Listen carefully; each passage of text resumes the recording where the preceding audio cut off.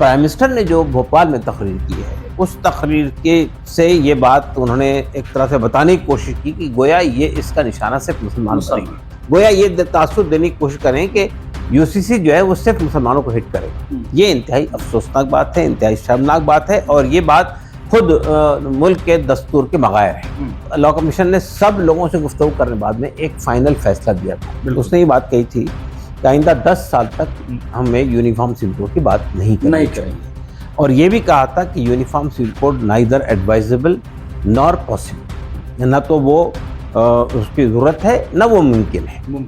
اور ہم نے تقریباً جو پہلی میٹنگ میں وہ ڈرافٹ کا جو پریمیٹیو مسودہ پیش کیا گیا تھا اس میں 100 پیج کا تھا وہ، یعنی جس میں 40 پیج تو تھے جو میٹر کے اور 60 پیج ریفرنسز کے۔ دوسری بات یہ کہ یہ سمجھنا کہ اسلام میں خاتون کو ہمیشہ آدھا حصہ ملتا ہے، یہ بات صحیح نہیں ہے۔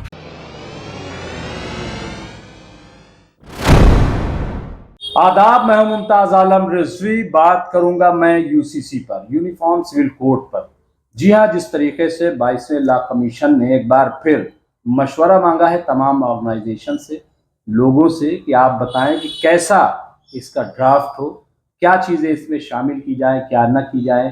بہرحال اپنے اپنے طور پر اب لوگ مشورہ دیں گے، اور جہاں تک ملت اسلامیہ کا تعلق ہے، ملت اسلامیہ ہند کا، ظاہر ہے کہ اس کی نمائندہ تنظیم، خاص طور سے جب ہم مسلم پرسنل لا کی بات کرتے ہیں تو وہ ایک ہی آرگنائزیشن ہے، آل انڈیا مسلم پرسنل لا بورڈ، اور وہ امبریلا آرگنائزیشن اس لیے ہے کیونکہ اس میں نہ کوئی مسلک بچا ہے اور نہ کوئی تنظیم جو اس میں شامل نہ ہو، حتیٰ کہ سیاسی جماعتیں بھی اس میں شامل ہیں۔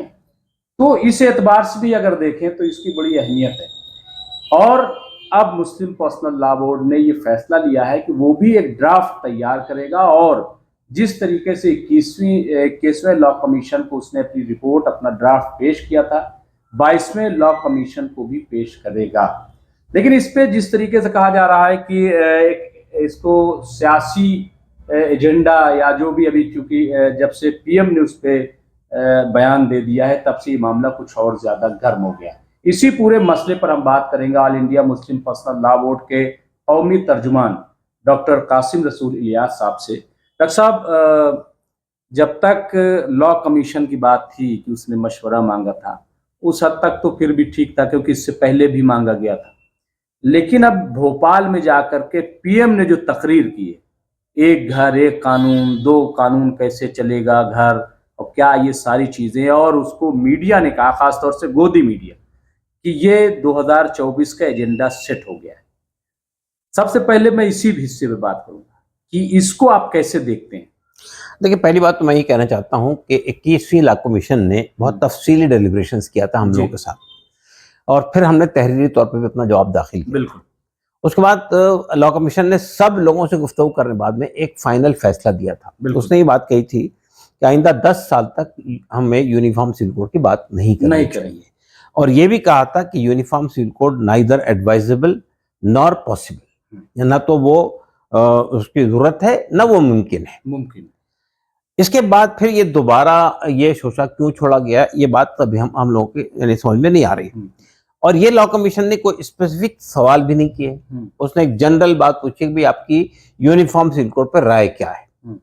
تو مجھے ایسا لگتا ہے کہ یہ صرف ایک فارمیلٹی پوری کر رہا ہے، باقی انہوں نے اپنا کچھ تیار کر رکھا ہے، کچھ تیار کر رکھا ہے یا تیار کر رہے ہیں۔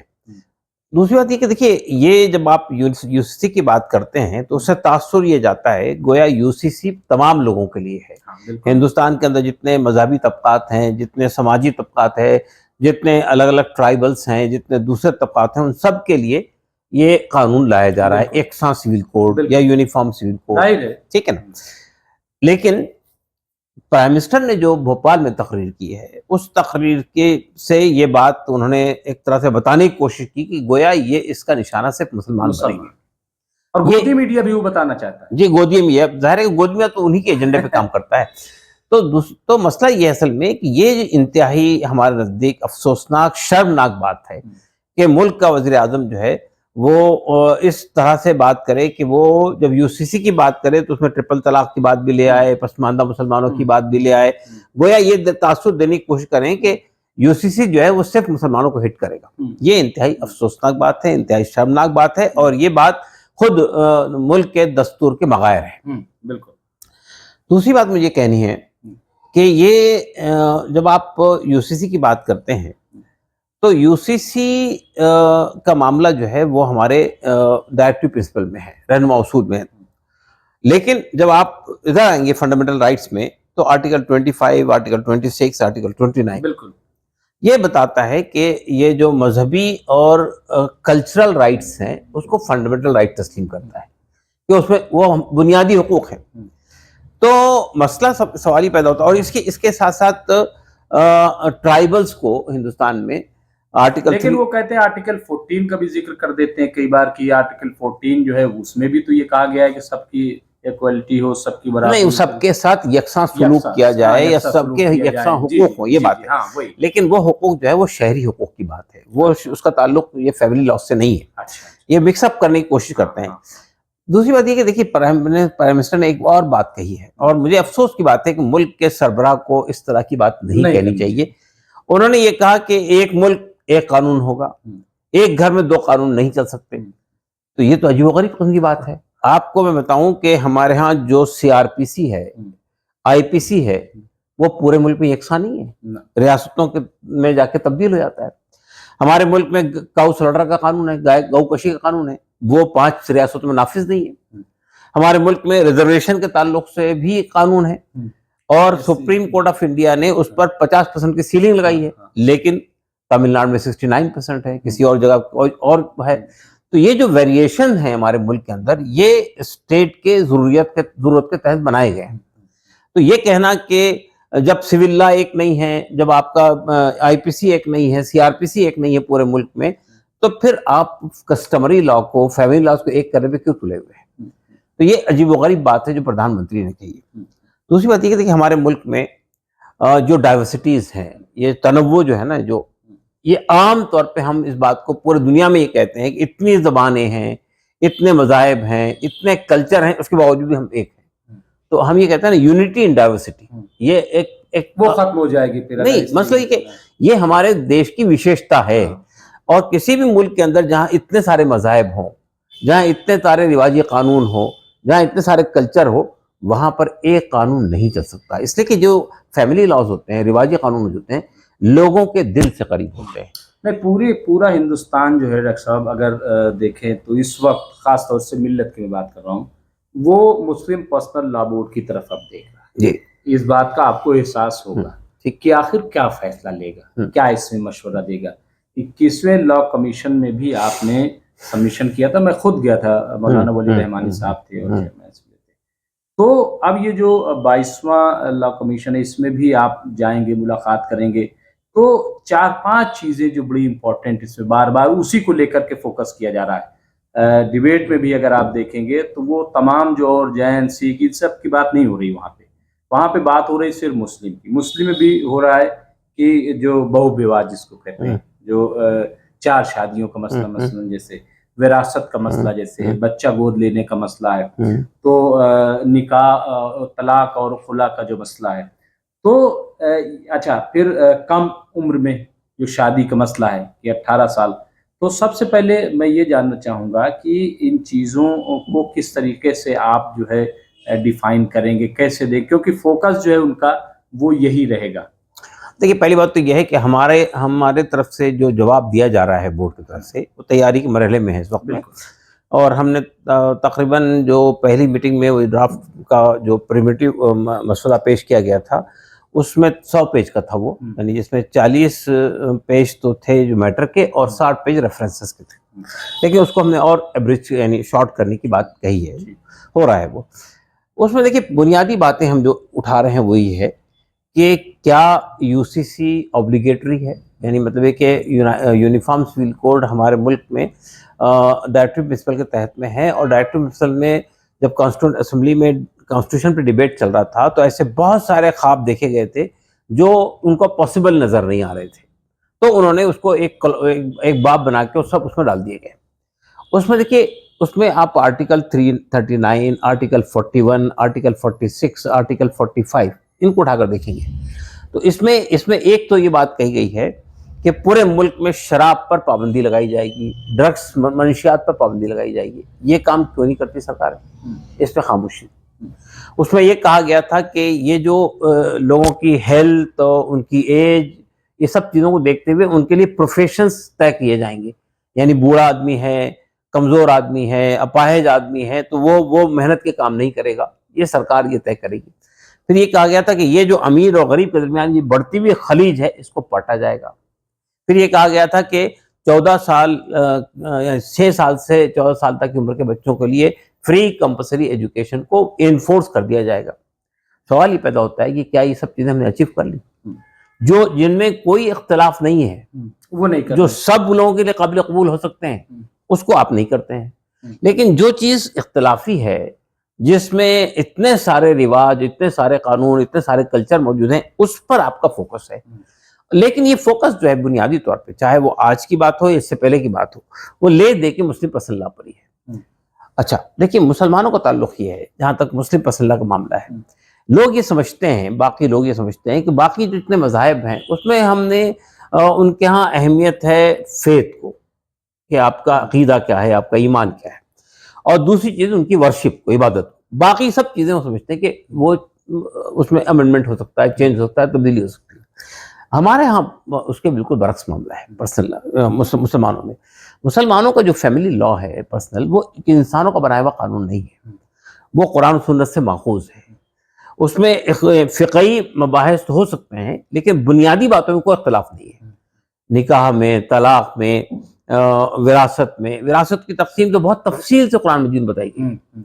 تو جو چیزیں ہمارے ہاں انٹیگرل پارٹ ہے وراثت میں، ڈاکٹر صاحب چونکہ لوگ اس کو دیکھیں گے، اور آپ ہی کی بات کا ہو سکتا ہے حوالہ دے کر کے جواب دیتے ہیں دوسری جگہوں پہ، وراثت کا بار بار یہ سوال ڈائریکٹ کر لیا جاتا ہے کہ کیا آپ یہ اچھا نہیں سمجھتے کہ باپ جو ہے وہ لڑکی کو بھی برابر دے اور بیٹے کو بھی برابر دے، کہ اگر یہ ہو جائے گا تو اس میں کیا نقصان ہے؟ اس طریقے کی جو باتیں، اس کو کیسے آپ مطلب اب دیکھیں، اصل میں اس میں بھی سمجھ کا مسئلہ ہے. لوگ یہ سمجھتے ہیں کہ انسان کی عقل اتنی وہ ہے کہ وہ اپنے طور پہ فیصلے کر سکتا ہے. خالق کائنات میں آخر کیا بات ہے کہ لڑکی کو آدھا حصہ اور لڑکے کو ایک حصہ دیا ہے؟ اس کی وجہ بنیادی یہ ہے کہ لڑکی پر گھر کے مینٹیننس کی کوئی ذمہ داری نہیں ہے. یہ پوری ریسپانسبلٹی شوہر کے اوپر ڈالی گئی ہے.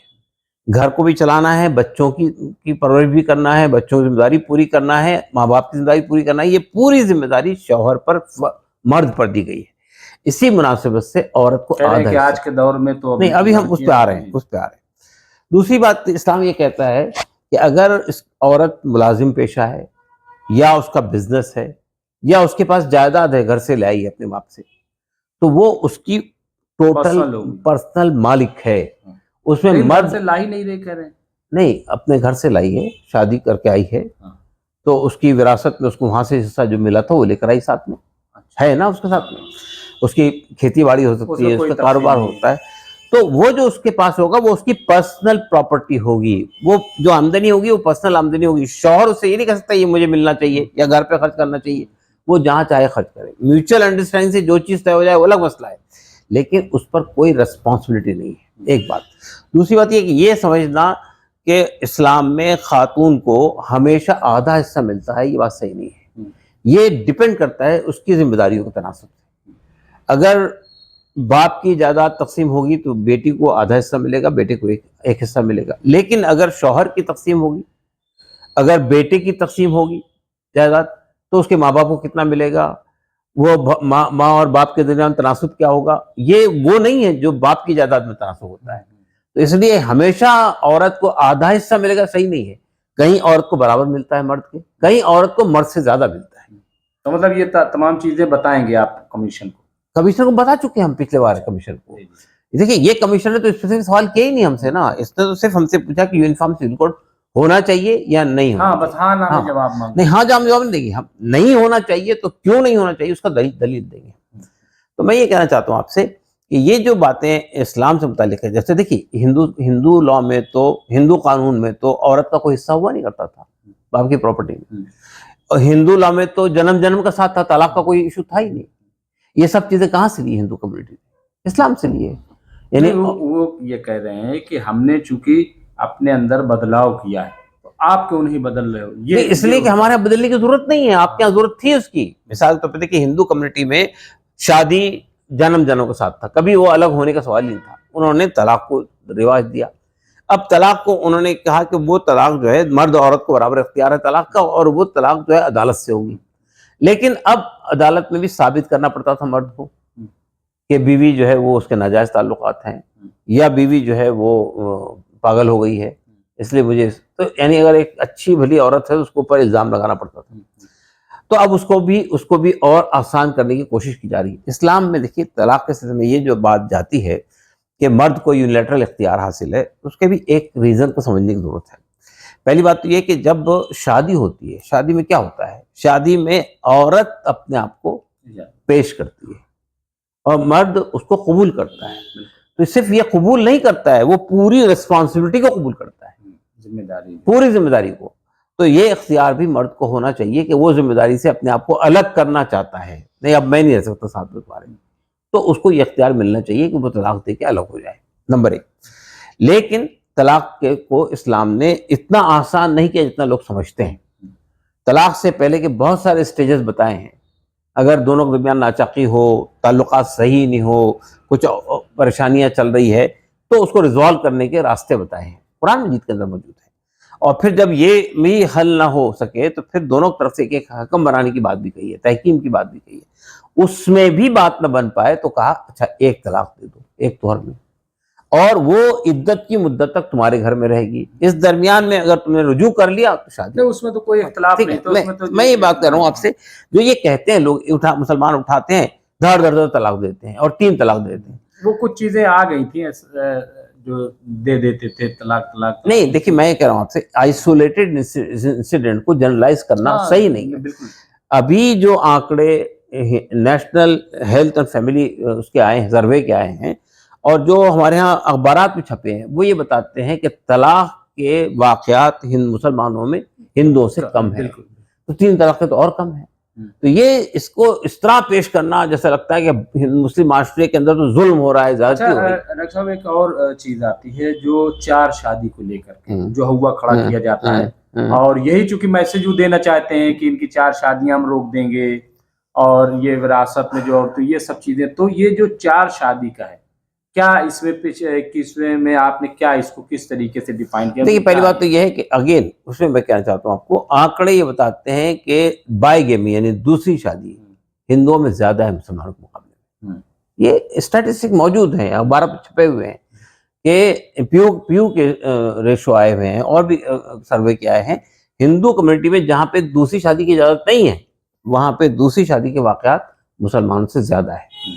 دیکھیے آپ ایک اور بات دیکھیے، دوسری شادی تیسری بات، ایک تو اجازت ہے، یہ ایک حکم نہیں ہے، اور اس کو بھی کنڈیشنل رکھا گیا ہے کہ اگر آپ دونوں کے درمیان انصاف کر سکیں تو دوسری شادی کیجیے، نہیں تو نہیں. ایک بات. تیسری بات یہ ہے کہ ہمارے ملک میں آبادی کا ریشو کیا ہے؟ مردوں کے مقابلے میں عورتیں کم ہیں، یعنی 1000 پر 900 کچھ ہے، 945 ہے نا.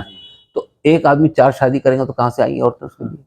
تو یہ نامعقول بات ہے. جو چیز اجازت ہے، تو کہہ رہے ہیں کہ جب نہیں ہے تو اس کو ختم کرنے میں پرابلم. اس کی وجہ یہ ہے، اصل میں دیکھیے مسئلہ یہ ہوتا ہے کہ اسلام نے یہ پروویژن کیوں رکھا ہے.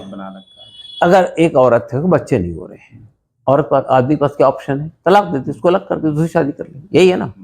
وہ عورت کہاں جائے گی؟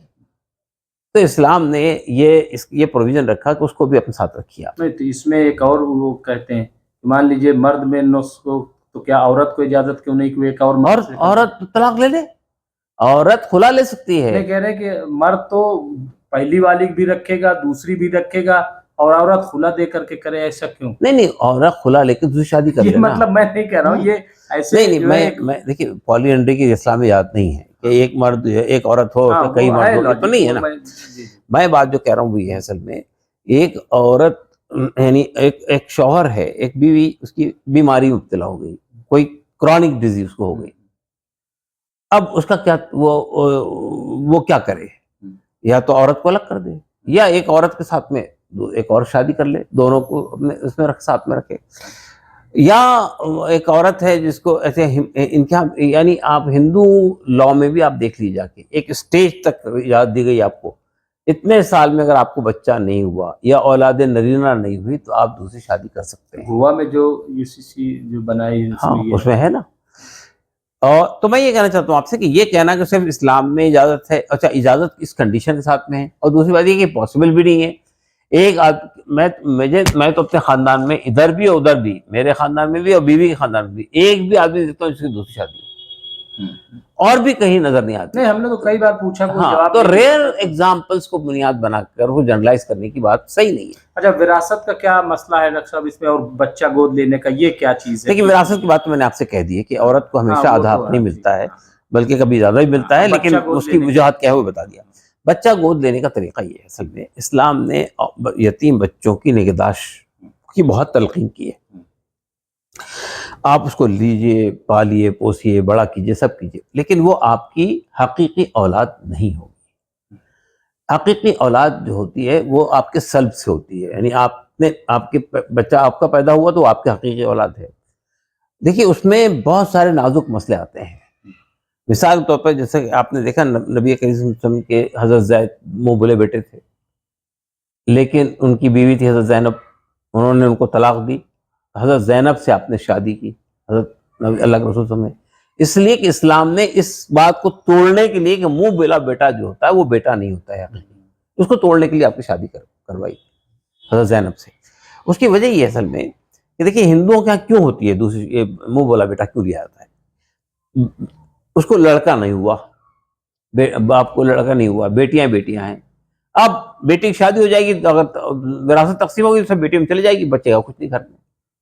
تو ہماری نسل کے اندر دولت چلتے رہنی چاہیے، اس لیے بیٹے کو گود لیا جاتا ہے. ایک ریزن اس کا یہ بھی ہے. دوسری چیز یہ ہوتی ہے کسی آدمی کو بچے ہی نہیں ہوئے، اولاد ہی نہیں ہوئی، اس نے پھر اولاد کو لیا تاکہ اس کی جائیداد جو ہے وہ منتقل ہو. اسلام کیا کہتا ہے؟ آپ کو نہیں ہوئی جائیداد، نہیں ہوا بچہ آپ کو، تو آپ کی جائیداد آپ کے رشتہ داروں میں تقسیم ہوگی، جو آپ کے قریبی رشتہ دار ہوں گے ان کے اندر تقسیم ہوگی. تو یہاں پہ وہ جائیداد کو روکنے کے لیے آپ اس طرح لیتے ہیں، گود لیتے ہیں. گود لینے میں دیکھیے ہمارے ہاں جونائل جسٹس سسٹم موجود ہے، جونائل جسٹس قانون، جونائل لا جو بنا ہے نا، اس میں آپ نے گود لینے کا پروویژن دیا ہے، اور گود میں لینے میں وہ کنڈیشن ختم کر دی، آپ اس کو حقیقی اولاد بنا سکتے ہیں. اسلام یہ کہتا ہے جس بچہ جس کے گھر میں پیدا ہوا، جس کے بستر میں پیدا ہوا، اس کا بچہ ہے نا. بالکل. اور اس کی وجہ یہ کہتے ہیں کہ رشتوں کا مسئلہ آتا ہے، شادی کا مسئلہ آتا ہے، یعنی جو حقیقی اولاد ہے، ہم بہن بھائی ہیں، ان کے درمیان شادی نہیں ہو سکتی. لیکن جو آدمی کو آپ نے گود لیا ہے وہ اس سے وہ جو فطری ریلیشن ہے نا، وہ تو نہیں، وہ اس کا اندیشہ رہتا ہے. ہاں وہ تو یہ اس لیے اسلام یہ کہتا ہے کہ نہیں، وہ گود لے بچے کے لیے وہی حقوق رہیں گے، یعنی مطلب وہ نامحرم رہے گا اپنے باقی لوگوں کے لیے. گود لیوا بچہ اگر آپ نے لے لیا گھر میں تو وہ آپ کی بیوی کے لیے بھی اور آپ کے بچیوں کے لیے بھی وہ نامحرم رہے گا، وہ آپ کا حقیقی اولاد نہیں ہے. تو یہ اس کے لیے اسلام کے اصول بہت کلیئر ہے. اس لیے میں یہ کہنا چاہتا ہوں آپ سے کہ یہ گود لینے کا، آپ لیجیے گود، ہم سے کیوں آپ کہہ رہے ہیں کہ آپ بھی گود لیجیے؟ نہیں لینا چاہتے ہم اس طرح گود، ہم پرورش کریں گے، پالیں گے، پوسیں گے، بڑا کریں گے، ہم کرتے ہیں، لیکن ہم اس کو حقیقی اولاد کیسے بنائیں گے؟ ہم گود لینے کا مطلب آپ یہ کہتے ہیں، گود لینے کا مطلب ان کے نزدیک یہی ہے کہ آپ اس کو حقیقی اولاد بنائیں، اس کے اپنے ماں باپ سے کاٹ دیں اس کو. بچے کو یہ سائیکولوجیکل بھی پرابلم پیدا ہوتا ہے. جب یہ جونائل جسٹس ایکٹ بن رہا تھا اس موقع پر ہم نے مسلم مسئلہ بورڈ کی طرف سے اسلام نے جو گود لینے کا یہ جو طریقہ ہے آپ بتا رہے ہیں اس کے خلاف کیوں ہیں، اس کے بہت سارے ریزن دیے تھے. اس میں یہ بھی بتایا تھا کہ کسی بیٹے کو بچپن میں اس کے باپ سے کاٹ دیا گیا، مطلب گود لے لیا جس نے، اس کا نام اس کے ساتھ لگ گیا، جس نے لیا اس کا نام لگ گیا اس ساتھ میں، سر نیم. اب جوانی میں اگر اس کو یہ احساس ہوگا نہیں میں یہ حقیقی والدین نہیں میرے، تو اس کو یہ خواہش ہوگی کہ میرے والدین کون سے ہیں، اس وقت وہ پریشان ہو جائے گا. یہ سائیکولوجیکل، یہ ہم نے ریسرچ کروائی تھی کہ اس پہ ایک سائیکولوجیکل امپیکٹ کیا پڑے گا، اور ہوتا ہے. تو یہ بالکل غلط بات ہے، غیر فطری طریقہ ہے. جہاں جس کا حقیقی والدین کا بچہ ہے، آپ اس سے کاٹ کے ایک سائیکولوجیکل امبیلنس پیدا کرتے ہیں سماج کے اندر. تو اس لیے ہم اس کے خلاف ہیں. اچھا ایک چیز اور جو کہی جاتی کم عمر کی شادی کو لے کر کے، جیسے ہندوستان میں جو میرج ایکٹ ہے ہمارا نیشنل، وہ تو 18 سال ہے، لیکن جو آپ کا مسلم پرسنل لا بورڈ ہے، مسلم پرسنل ہے، اس میں جب میچور ہو گئی لڑکی، جو بالغ ہو گئی، تو اس کو کہتے ہیں کہ تو پھر یہ تو وہ ان کا ہی کہنا ہے مطلب لوگوں کا کہ یہ تو زنا ہے ایک طریقے سے. کیوں؟ کم ایج میں اگر شادی ہو گئی، شادی ہوئی نا، زنا تو شادی مطلب وہ کہتے ہیں کہ نابالغ کے ساتھ جو ہے یہ دیکھیں اصل میں نہیں، وہ تو ٹھیک ہے. دیکھیے بات اصل میں سمپل سی یہ ہے، اسلام بیسیکلی یہ کہتا ہے کہ مرد اور عورت بالغ ہو جائیں تو ان کی شادی ہو جانی چاہیے. اسلام بنیادی طور پہ جو غیر شادی شدہ ریلیشن شپ جو ہوتی ہے اس کو روکنے کے، جو آج کل ہمارے ملک میں چل پڑی ہے نا، یہ لیو ان ریلیشن شپ، اب تو قانونی حیثیت حاصل ہوگی اس کو. تو یہ جو بات ہے، اسلام یہ کہتا ہے کہ صاحب زنا ختم ہونا چاہیے اور نکاح کو عام کرنا چاہیے. اس کے پیچھے بات یہی ہے، لڑکی بالغ ہو جائے، لڑکا بالغ ہو جائے تو آوارہ گردی کرنے کے بجائے ان کی شادی ہو جانی چاہیے. ایک کنسیپٹ اس کے پیچھے ہی ہے. لیکن آج کے زمانے میں آپ یہ بتائیے کتنی بچیوں کی شادیاں ہو رہی ہیں، بچیاں پڑھ رہی ہے، کالج جا رہی ہے، وہ پورے شادی کی ایج آیا تھا کہ 22 سال 24 سال 25 سال میں جا کے شادی ہوتی ہے. تو بلوم ایسی ہوتا ہے. تو میں یہ کہنا چاہتا ہوں کہ اور شاردا ایکٹ جو ہے وہ مسلمان پہ بھی لاگو ہوتا ہے، 18 سال اور 21 سال کا وہ تو ایج لاگو ہو رہا ہے نا. جہاں پہ ایسی شادیاں ہو جاتی ہیں کم عمر سے شادی، اس پر عدالت سے جرم تو ثابت ہوتا ہے کہ آپ نے غلط کام کیا، جرم کیا آپ نے، لیکن وہ شادی ختم نہیں ہوتی، شادی باقی رہتی ہے، اس لیے کہ اسے اولاد بھی ہو گئی ہے اور بھی سب چیزیں. میں یہ کہنا چاہتا ہوں آپ سے کہ یہ جو بات ہے کہ 18 سال سے کم عمر میں، یہ بیسیکلی یہ آپشن کھلا رکھا ہے اسلام نے. مثال کے طور پہ یعنی ایون اس بات کا آپشن بھی رکھا ہے اسلام نے کہ اگر کوئی لڑکی نابالغ بھی ہو تو بھی شادی اس کی باپ کی مرضی سے ہو سکتی ہے، لیکن جس دن لڑکی بالغ ہو جائے گی تو وہ اپنے رشتے کو ختم کر سکتی ہے. کیوں نہیں، مجھے نہیں رہنا ان ساتھ میں نہیں کروں گی شادی. اچھا ٹھیک ہے نا. میں یہ بات کہنا چاہ رہا ہوں وہ یہ ہے اصل میں کہ کبھی کبھی کیا ہوتا ہے، نہیں شادی ہو سکتی ہے اس میں مطلب رخصتی تو نہیں ہوگی نا شادی. ہاں جب وہ ظاہر ہوگی تبھی تو، ہاں وہ صحیح ہے، لیکن نکاح ہو سکتا ہے نا، نکاح ہو سکتا ہے، ٹھیک ہے بات، رخصتی نہیں ہوگی. ہاں تو مسئلہ یہ میں کہہ رہا ہوں آپ سے کہ یہ جو وجہ ہے اس کے پیچھے جو ریزن وہ یہ ہے. کبھی کبھی کیا ہوتا ہے کہ سچویشن باپ ہے، ماں باپ ہے، بالکل بوڑھے ہو گئے ہیں، اب مرے تب مرے اس طرح کا معاملہ ہے، یا بالکل موت کے کگار پہ پہنچ گئے، وہ اس کے کوئی بچے کو پرسان حال نہیں ہے، دیکھنے والا نہیں ہے، کیا کرے وہ. تو ایسی صورت میں وہ چاہتا ہے کہ میری زندگی میں شادی ہو جائے تو شادی کر دیتا ہے، تو نکاح کر دیتا ہے. تو مطلب یہ کہ اس کو معلوم ہے نا کہ اب میں نے اپنی بچی کا ہاتھ کسی کے ہاتھ میں دے دیا، اب میں چین سے مر سکتا ہوں. اس طرح کے بہت ساری کنڈیشنز آتی ہیں، تو اس کی اجازت ہے. بس آخر میں تو کل ملا کر کے جب چونکہ پوچھا گیا ہے کہ آپ ہاں میں جواب ہے نہ میں، کیا آپ کو لگ رہا ہے کہ جو چیزیں آپ پیش کریں گی وہ بورڈ مانے گا، نہیں مانے گا تو کیا اس میں؟ دیکھیے میرا ذاتی خیال یہ ہے کہ بیسیکلی اس موقع پر اس کو جو لایا گیا ہے 2024 کے الیکشن سے پہلے، یہ جان بوجھ کر لایا گیا ہے. اور جس طرح وزیر اعظم نے بھوپال میں تقریر کی ہے اس سے بھی یہ صاف ہو گیا ہے کہ یہ مسلمانوں کو ٹارگٹ کرنے کی کوشش کی جائے گی، اور یہ یونیفارم سول کوڈ کو اس طرح پیش کریں گے اور اس طرح ڈیبیٹ کروائیں گے جیسا کہ صرف مسلمان اپوز کر رہا ہے اس کو، باقی سب لوگوں کے لیے تیار ہے. اور یہ جینڈر جسٹس کے لیے ہم لا رہے ہیں.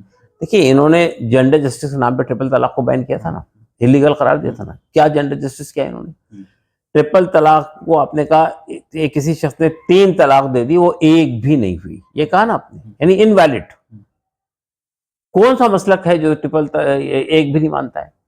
کوئی یعنی 2 ہی اختلاف ہے نا ہمارے ہاں، یا تو وہ 3 ہوگی یا 1 ہوگی. آپ تو کہہ رہے ہیں 1 بھی نہیں ہوئی.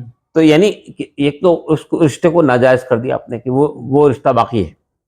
دوسرا مسئلہ آپ نے یہ کیا کہ وہ آدمی جس نے طلاق دیا اور آپ کہہ رہے ہیں وہ انویلڈ ہے، یعنی ہوئی نہیں، لیکن اس نے جرم کیا، تو وہ جیل جائے گا 3 سال کے لیے. ہوئی بھی نہیں اور جیل بھی جائے گا، ہوئی بھی نہیں اور جیل بھی جائے گا 3 سال کے لیے. یہ اس پر اور زیادہ ظلم یہ کیا کہ وہ اس درمیان میں، یا تو مان لیجئے کہ ہو گئی ہے اس لیے جیل بھیج رہے ہیں، ہاں تو کم از کم وہ تو چھوٹ جائے جو عورت ہے. ہاں ٹھیک ہے نا، وہ بھی نہیں ہے. اور پھر وہ جیل میں رہے گا تو بیوی بچوں کا خرچہ بھی دے گا، کہاں سے دے گا خرچہ؟ اور پھر مطلب جو بنایا ہے قانون وہ بھی لاجیکل نہیں ہے. نہیں وہ عورتوں کے ساتھ ظلم ہے. وہ یہ جو بتا رہے ہیں کہ ہم نے عورتوں کے لیے فائدہ مند پہنچایا، وہ عورت تو جس نے جو رشتہ جھگڑا یہ وہ ہو کے اس نے 3 طلاق دیا، آپ نے کہا نہیں ایک بھی نہیں ہوئی. نہیں کہہ رہے اب طلاق کم ہو رہی ہے. نہیں دوسری بات یہ ہے کہ اس کے بعد وہ یہ کرے گا کہ 3 سال تک کہ وہ مینٹیننس بھی دے گا، اور جب وہاں سے چھوٹ کر آئے گا جیل سے پھر وہ ہنسی مذاق کے ساتھ زندگی گزاریں گی. یہ پاسبل ہے کیا؟ اور ایک عورت جس کو چھٹی ہو گئی تھی طلاق سے، اب اس پہ آپ نے ظلم لایا کہ وہ 3 سال تک گھر میں بیٹھی رہے گی بغیر شوہر کے، اور 3 سال کے بعد اسی ظالم شوہر کے ساتھ میں دوبارہ زندگی گزارنے میں مجبور ہوگی. یہی تو آپ کہہ رہے ہیں اس وقت. دوسری بات یہ کہ یہ بتائیے مجھے کہ طلاق کا جو معاملہ ہوتا ہے وہ عام طور پہ کب ہوتا ہے؟ طلاق جب جو رشتہ ہے وہ ریلیشن شپ بریک اپ ہو جائے، بالکل اب چلنے کی پوزیشن میں ہی نہ رہے، تو اس وقت آدمی طلاق دیتا ہے. اچھا، اب یہ جو بات کہتے ہیں کہ ہم نے 3 طلاق پہ بین لگا دیا اب طلاق کم ہو رہی ہے، یہ بات بھی غلط ہے. کسی آدمی کو طلاق نہیں دینا ہے تو وہ 1 طلاق دے کر بھی مسئلہ ختم ہوتا ہے نا اس کا. 1 طلاق دے دے اگر آدمی اور 3 مہینے کے بعد تو وہ اپنے آپ ختم ہو گیا رشتہ. تو اس لیے یہ کہنا کہ ہم نے 3 طلاق پہ بین کر کے عورت پہ بہت بڑا احسان کیا، یہ بالکل غلط بات ہے. عورت پہ آپ نے ظلم کیا ہے. تو بہرحال کل ملا کر کے یہ صرف جو ہے چناوی ایجنڈا آپ کی نظر میں ہے، اس کے علاوہ کچھ نہیں ہے. بالکل. لیکن یہ بنائیں گے کہ نہیں؟ آپ کو کیا لگ رہا ہے کہ یہ صرف کیونکہ 9 سال میں تو کچھ ہوا نہیں، کیا یہ بنا دیں گے؟ کچھ ایسا ہے آپ کو؟ نہیں، پارلیمنٹ کے اندر یہ بل تو پیش کریں گے، اور بل پیش کر کے یہ تمام پولیٹیکل پارٹیز کو یہ بتائیں گے کہ دیکھیے یہ کانسٹیٹیوشن کے اندر یہ موجود ہے اور یہ اس کی مخالفت کر رہی ہے. یہ ایک تیر سے کئی شکار کھیلنے کی کوشش کریں گے. کیونکہ راجیہ سبھا میں تو یہ ظاہر ہے کہ ابھی مائنارٹی میں ہے. مائنارٹی میں تو مینیج تو کر لیتے ہیں لوگ، لیکن اس میں دیکھنا پڑے گا. نہیں مطلب ہے کہ راجیہ سبھا میں ہی تو بل پیش ہوا ہے. ایک پرائیویٹ ممبر بل جو انہی کے آدمی کا ہے نا، انہی کے آدمی کا ہے، اسی کو آفیشل کر دیں گے، اس میں کیا مسئلہ پڑا ہے. لیکن راجیہ سبھا میں اگر کوئی چیز منظور ہو جاتی ہے تو وہ پریویل کرتی ہے، ختم نہیں ہوتی ہے. لوک سبھا تو چونکہ بنتی ہے بھی ٹوٹتے رہتی ہے، راجیہ سبھا کنٹینیو کرتی ہے. تو وہاں کوئی بھی بل پاس ہو گیا تو وہ بل باقی رہے گا جب تک لوک سبھا سے منظور نہ ہو جائے. لیکن اگر لوک سبھا میں پیش ہوا اور منظور نہیں ہوا تو لوک سبھا کے ساتھ ہی وہ ختم ہو جاتا ہے. تو بہرحال میں یہ کہنا چاہتا ہوں آپ سے کہ یہ بل، میرا نظر یہ کہ یہ پوری ایکسرسائز لا کمیشن کر رہا ہے. لا کمیشن کی طرف سے کوئی مسودہ پیش ہوگا، پارلیمنٹ میں لائیں گے، اس کے بعد پولیٹیکل پارٹیز کو بھی کٹہرے میں کھڑا کریں گے، باقی لوگوں کو بھی آپ اپنی رائے دیجیے. ہمارا موقف تو بہت کلیئر ہے، ہمارے لیے ایکسیپٹیبل نہیں ہے. کوئی بھی چیز جو شریعت میں انٹرفیئر کرے وہ ہمارے لیے ایکسیپٹیبل نہیں ہے. یہ بالکل کلیئر ہے. بہت بہت شکریہ ڈاکٹر صاحب. تو یہ تھے آل انڈیا مسلم پرسنل لا بورڈ کے قومی ترجمان ڈاکٹر قاسم رسول الیاس صاحب. انہوں نے کہا کہ اگر آئلی ہمارے جو مسائل ہیں، ہمارے جو شرعی مسائل ہیں، اگر اس میں مداخلت ہوتی ہے، اس کے ساتھ چھیڑ چھاڑ ہوتی ہے، تو ظاہر ہے کہ یہ ہمیں قابل قبول نہیں ہوگا. باقی جو اس کو جو سیاست ہے وہ کرے گا. 2024 کا چناؤ ہے اور یہ تمام جو پریکٹس ہیں یہ ظاہر ہے کہ اسی کے لیے. بہرحال ہم بھی انتظار کر لیتے ہیں، آپ بھی کریے، ہم آپ کو اپڈیٹ دیتے رہیں گے. بہت بہت شکریہ.